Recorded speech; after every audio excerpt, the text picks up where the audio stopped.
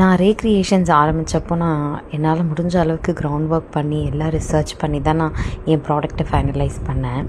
நான் ஒன்ஸ் ஆரம்பித்ததும் எனக்கு வந்த கமெண்ட்ஸ், என்னை கேட்டவங்க எல்லோரும் இதை விட கம்மியாக இருக்குல்ல வேறு சோர்ஸில், நீ ஏன் இவ்வளோ சார்ஜ் பண்ணுற அப்படின்னு சொன்னாங்க.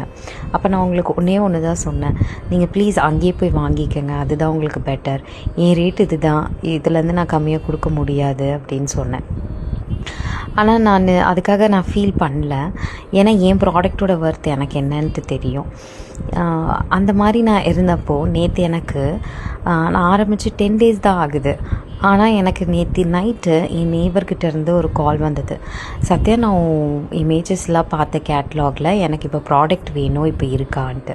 நான் சொன்னேன் இருக்குது அப்படின்னு சொன்னதும் அவங்க உடனே வந்து என் ப்ராடக்ட்லாம் பார்த்து பிடிச்சி போய் 6 இன்விசிபிள் செயின்ஸ் எடுத்தாங்க. ப்ளஸ் 3 கஸ்டமைசேஷனும் கேட்டிருந்தாங்க. எனக்கு ரொம்பவே சந்தோஷமாக இருந்தது. என்னுடைய பெரிய ஆர்டர் இது இந்த 10 daysல. அதனுடைய செகண்ட் ஆர்டர்ன்னும் போது எனக்கு ரொம்பவே சந்தோஷமாக இருந்தது. ஆனால் என்ன ஒன்றுன்னு என்னால் வீடியோ எடுக்க முடியல. ஏன்னா அவங்க வந்து பார்த்து எடுத்துகிட்டு உடனே போயிட்டாங்க. நாம் ஒன்று பிளான் பண்ணால் ஆனால் நம்மளுக்கு மேலே இருக்கிறவங்க அது வேறு மாதிரி பிளான் பண்ணுவாங்க அப்படின்னு சொல்லிட்டு நான் தெரிஞ்சுக்கிட்டேன்.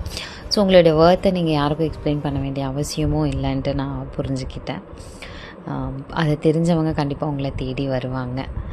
So thank you. எனக்கு எப்போவுமே சப்போர்ட் பண்ணுங்கள். இது உங்களுக்கு யூஸ் இல்லைனாலும் உங்களை சுற்றி இருக்கிற ஃப்ரெண்ட்ஸ் யாருக்காச்சும் பிடிச்சிருந்தா அவங்களுக்கு வாங்கணுன்னு இருந்தால் ப்ளீஸ் அவங்களுக்கு ஷேர் பண்ணுங்கள். Keep supporting me. Thank you so much. And இந்த 10 daysல எனக்கு இது ஒரு பெரிய அச்சீவ்மெண்ட் தாங்க. இதை செலிப்ரேட் பண்ணலான்னு தான் நான் இந்த விஷயத்தை உங்கள்கிட்ட ஷேர் பண்ணிக்கிட்டேன். தேங்க்யூ.